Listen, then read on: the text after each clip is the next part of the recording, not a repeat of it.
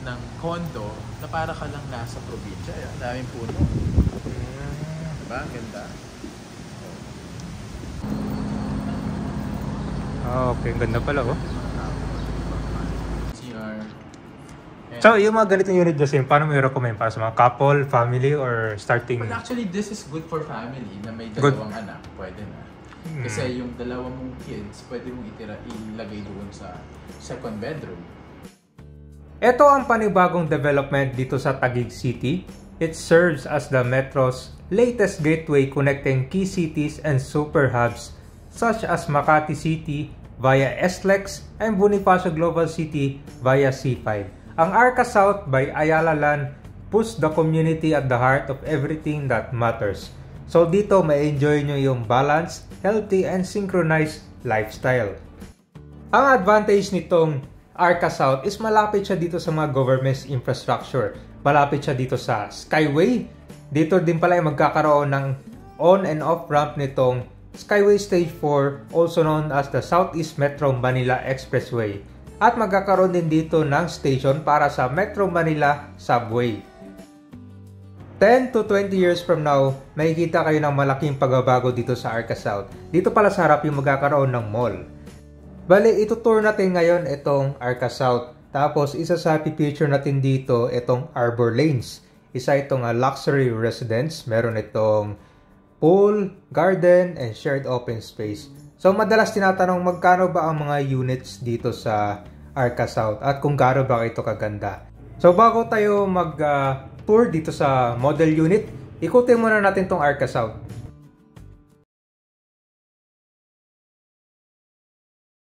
Po, nandito tayo ngayon sa Arca South. Magtitingin tayo ng mga units ngayon sa Arbor Lanes. This is previously this is FTI na tinatawag. Food Terminal Incorporated. Anong mga current developments ngayon nandito sa Arca South? So the master plan for Arca South actually, it's going to be a mixed use development. So whatever you see in Bonifacio Global City, similar. We pattern it to BGC. Basically, yung nakikita mo on that side, that could probably be the terminal, yung tinatawag na integrated terminal. Para Taguig Integrated Terminal Exchange. Taguig Integrated Terminal. Parang PITX. Yes, so parang PITX. Pero dito kasi merong Conjan Arca South Terminal, ano ba yun? Mawawala na yun? It's part of the temporarily. Temporarily para lang to give way, para medyo maging accessible ang Arca South. Since wala pa yung mga future development or future infrastructure na ginagawa natin. Okay. So basically on your right side, those are commercial areas na binenta natin. And then we're just waiting for the owners na bumili ng lupa kung anong i-build niya. It could be an office building, retail area, mall, shops, whatever they wanted to build. So right now, itong area na yan, on your left, that's mga government offices pa. Government offices. And itong naka-board up na yan, nasa on your right, that's Alveo office. Alveo office. Okay. Actually, makikita mo na yung office na. And then the first ever office building na natayo dito is the MDC office. This one? Yes, that one. MDC office is Makati Development Corp office. Ito yung pinaka-headquarters nila. Okay. Bira ako sa dumadaan. Ito, may Arca South na pala. So anong kanya may mga bilihan na pagkain? Retail yan sa mga retail? 7-Eleven. And basically, it's already an office. Operational na yan. Matagal na siyang operational. This one. And here is Bureau of Fire Protections. And then yung mga old government office. Gagawin talaga siyang BGC. And pero hindi kasing taas yung building, di ba? Yes. Basically, hindi siya ganun kataas compared to BGC. But ang mas maganda dito in Arca South, everything is mid-rise. Ibig sabihin, hindi tayo magpapataasan ng building, no? Or basically kasi, malapit din kasi tayo sa airport. Sa Delec. Ito na yung Arca Boulevard. Ito na yung Arca Boulevard on your right. Okay. So, this is the end of Arca Main Street. So, imaginein mo, no? Kasi since this is a future development, imaginein mo kung ano makikita mo sa Bonifacio High Street, ito rin yung makikita mo here. So ever they wanted to build na commercial development. So this is the first ever Landers, no? Landers. In Arca South. So, ayan. So, yung sidewalk, Justin, yan yung bike lane din. Oo. Ang maganda pala, may provision para sa sidewalk and bike lane. Yes. Very fun. And kung makikita mo in Arca South, mas marami talaga yung open spaces. Ilang hectares yung open space dito? At least 40% of the estate is dedicated for open spaces. 40%. Malaki pala. At least 30 to 40% dedicated for open spaces. So itong ano yan? Dito tayo? May mga naka-board up na yan. That means may ongoing development dyan na itatayo. And basically, it could be office building, or residential condo, or kung anong gusto nila. So ngayon, para ma-maximize pala nila yung space dito, kasi may height limit, di ba? May mga buildings ito na underground level? Usually, parkings are at the basement. Ginagawa na underground? Underground, oo. Parking lang, yan lang. Wala na mga mezzanine. Wala. Only parking lang is for underground use. Para ma-maximize, di ba? No? Oo. So, yung bakating lote dyan sa left, yan, ano yan? Yan yung... yan is binenta natin na commercial lot. And may mga bumili na dyan. So, naghihintay lang tayo kung anong i-develop nila dyan. Yung mga may trees kayo dyan. Mag-aantay lang ng develop yan. Yung mga lote na yan. If yung makikita mo, may signage naman. Black okay. 7, lot 11. It's the same as before. Ito, yung building na yan, yung may-ari ng building na yan, tinayuan niya ng building. So, ano siyang office? Ano yan? Office building. Office building. Alam mo, you have to also remember na alam mo, ang BGC naman, nagsimula yan sa maliit lang naman na hectares. Ang BGC kasi dating di ba? Military? Military base, yes. Kaya siya tinawag na Fort Bonifacio, di ba? Alam mo, back in 2006, kung pupunta ka ng BGC, wala ka rin naman makikita doon. Diba? Ang nandoon lang sa BGC back in the days, market. And that's the only mall na makikita mo in the area. Tapos malaking landfill na siya, no? And very aggressive ang Landers pagdating sa pagtatayo ng mga branches, no? And most of the time, lahat ng Ayala Estates meron ng Landers.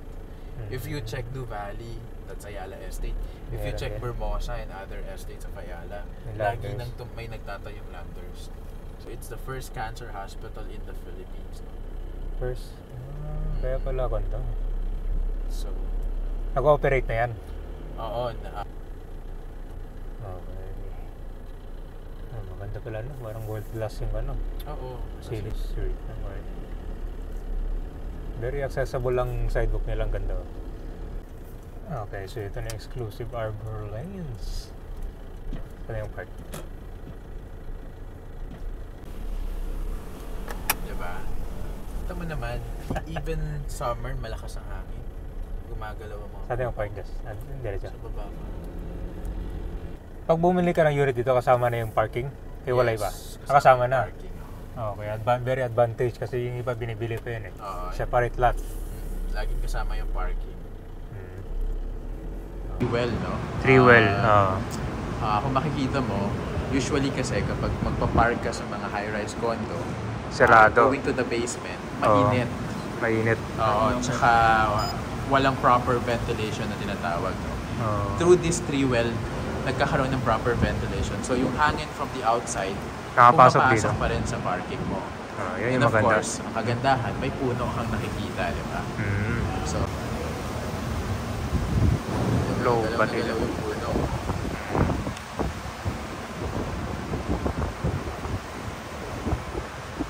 Hanggang ilan magka-basement? Basement. Is indoor lounge. Indoor lounge. Okay. Para kapag may bisita ka, pwede madalhin dito, di ba? Tapos while ang view mo is the landscape garden. Landscape. Diba? Diba? Alam mo ngayon, dito ka lang makakakita ng condo na para ka lang nasa probinsya. Ang daming puno. Diba? Ganda. Alam mo, summer ngayon, pero tingnan mo yung hangin, ang lakas. Oo.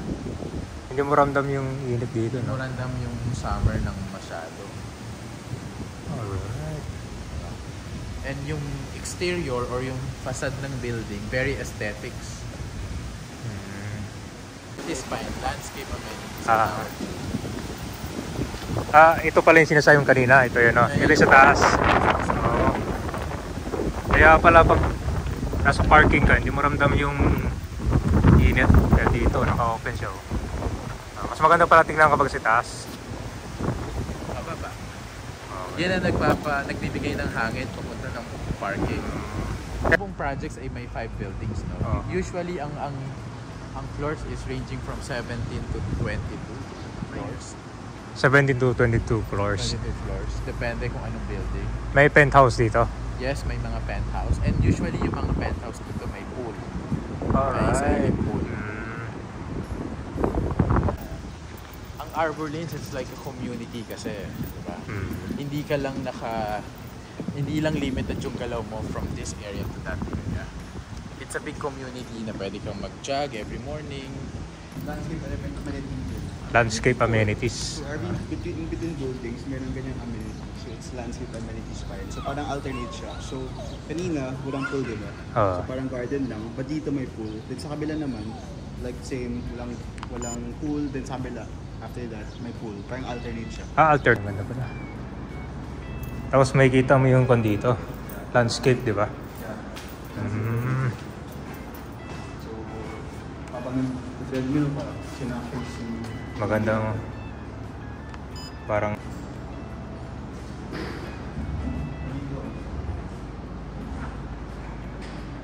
right now, funny ko lang yung mga tumitira kasi from bago.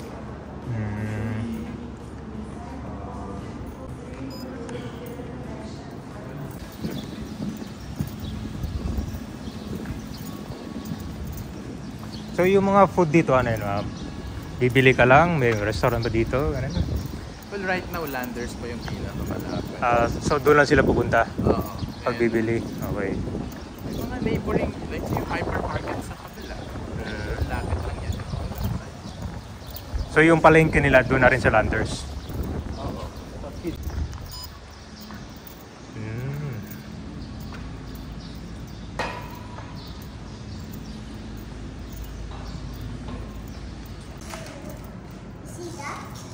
Indoor play area guidelines. So, ito yung indoor nila.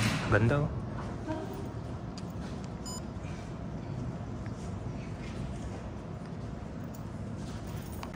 Functional, okay. Pag may mga pan.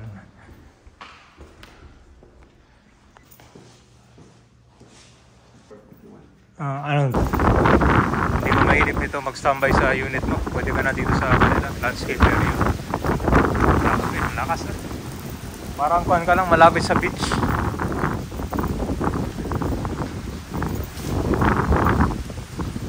Yung model unit na 2 bedrooms.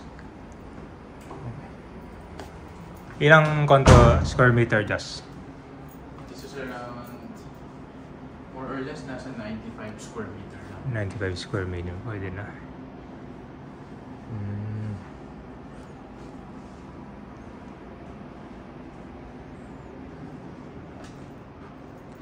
So ito yung kanila kabay, no? Model unit, 95 square meter. Maganda pagpasok mo agad. Ito na yung room. Tapos dito merong window para makikita mo yung landscape or yung view dito sa ano. Tapos yung swimming pool.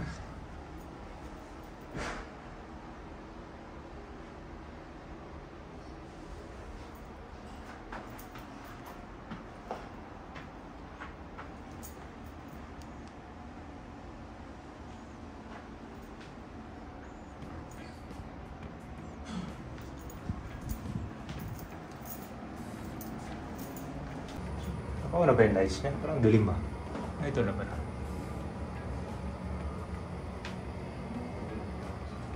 Area. Living area. So ito yung parang mini balcony? Actually a big balcony. Hindi siya lahat na may balcony, no? Kasi pag tingin ko sa labas ko, parang walang balcony. Dito meron pala.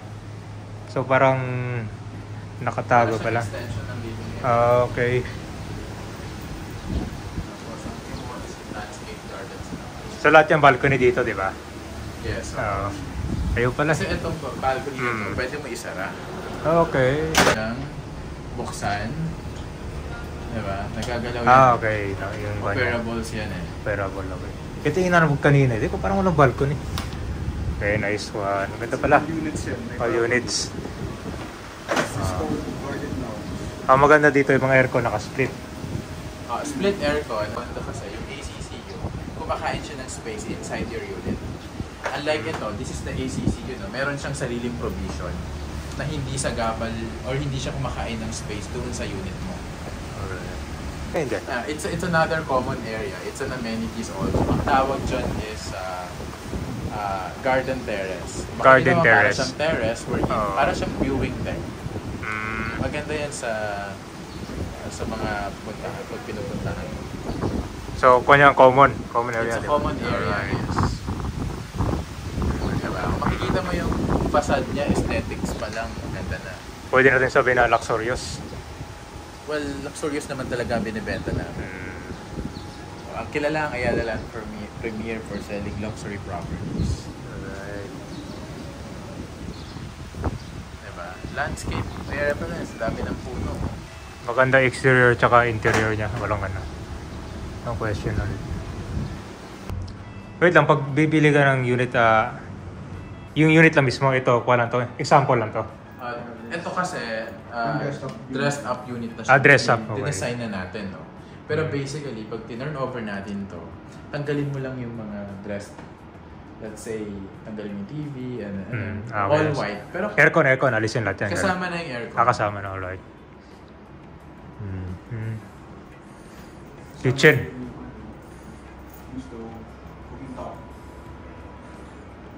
Ito.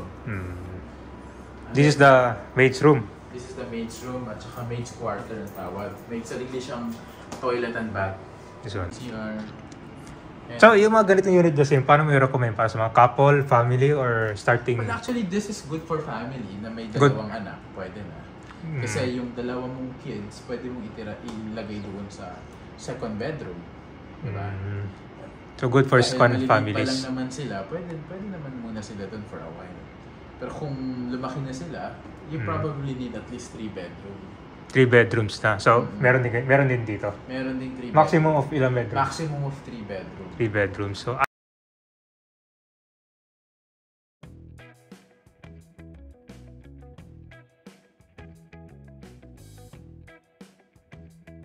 yung labas eh. Hindi mo Double marinig glaze. yung labas kasi we use double glaze na glass.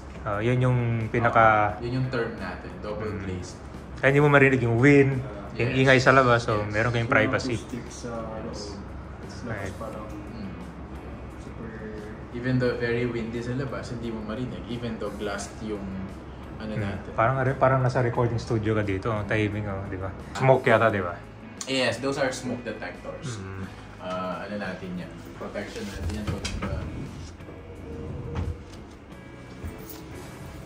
So ito yung CR sa master's bedroom.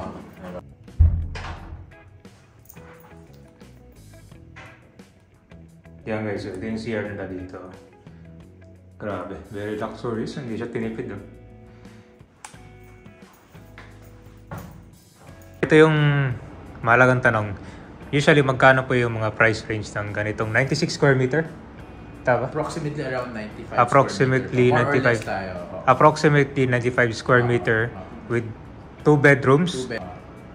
So, magkano pong price range pag ganito? Well, right now kasi, since the first 3 building has already been sold out, and yung 4th and 5th building natin, mas malaki sila.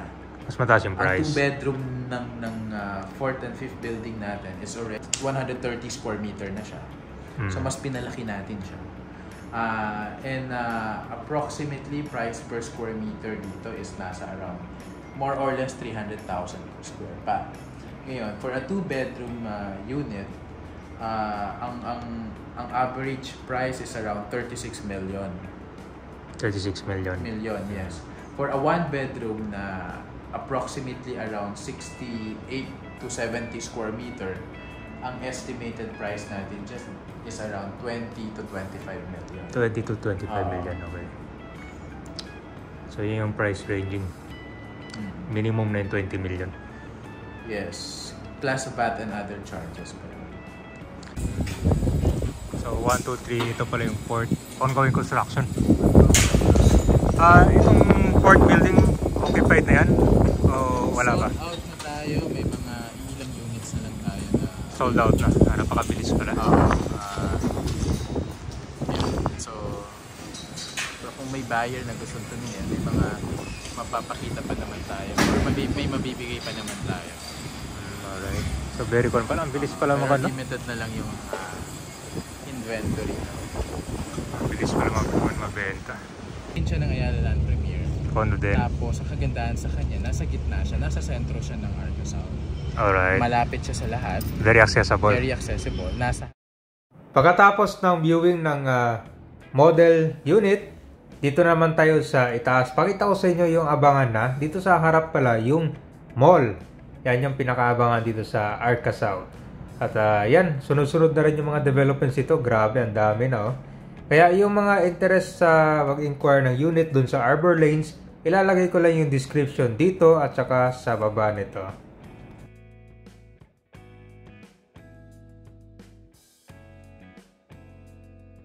Yan, yung sa likod, yan na yung Laguna de Bay. Isa sa advantage din pala ito mga mid-rise building ay napakaganda ng flow ng hangin dito. Kaya pansin mo nung habang naglalakay tayo dito, ang lakas ng hangin. Tsaka ang daming mga open space, mga puno. Ito yung maganda sa mixed-use development. Kaya panalo itong Arca South. Yung mga gustong kumuha ng unit dyan ngayon, mas mura daw. Kaya after 20 years to 30 years from now, baka magiging quadruple ang presyo niyan. Bali, marami din abangan na infrastructure project dito. Isa na yung Metro Manila Subway. Itong Southeast Metro Manila Expressway or itong Skyway Stage 4 magkakaroon din. Tsaka malapit din ito sa SLEX. So very accessible din. Ito nakikita nyo yung bakating lote dyan. Yan pa yung future na magkakaroon ng developments. Sa ngayon, pagsapit ng alas 5, marami yung mga namamasyal dito. Nagja-jogging, nagbabike. Kasi napakaganda dito sa lugar, kabayan. Natanong ko yung isang mga nagja-jogging dito. Isa sa nagustuhan nila ay napakaganda ng hangin, ang lakas. Tsaka hindi mo ramdam yung init. Okay, nandito na tayo malapit sa Caltex at itong Leanders. Okay, so ito yung kakabukas lang na shopping center dito sa Arca South. Ito po yung Leanders. At punta tayo ngayon dito sa mga pasyalan ng Arca South. Pagsapit kasi ng alas 5, dito marami na mga nagmamasyal. Yan na. So sa mga gustong kumuha ng unit dito sa Arca South, ito yung kakabukas lang na Leanders. Okay, so yan, meron tong coffee, grocery. Walang problema dito. After marami kayong pwedeng pagpuntahan dito para panglibangan, di ba? So one of the best open space dito sa Metro Manila. Ganitong sitwasyon dito pagsapit ng alas 5. Yan, dito na magsisimula yung mag-jogging, mag-bike. Tsaka itong lote na to, meron ng numbering to. Dito din yan soon magkakaroon ng future developments.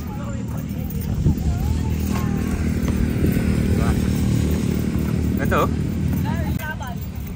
Marami dito nagsasabi na magandang mag-invest ngayon dito sa nagsisimula pa lang developments, lalo dito sa Arca South, dahil I'm sure yung mga units dyan mura pa.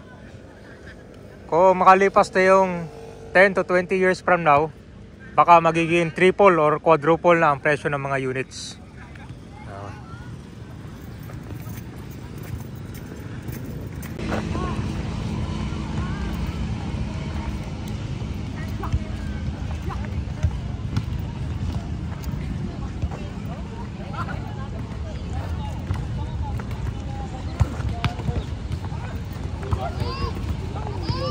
Ganda kapag ganito oh.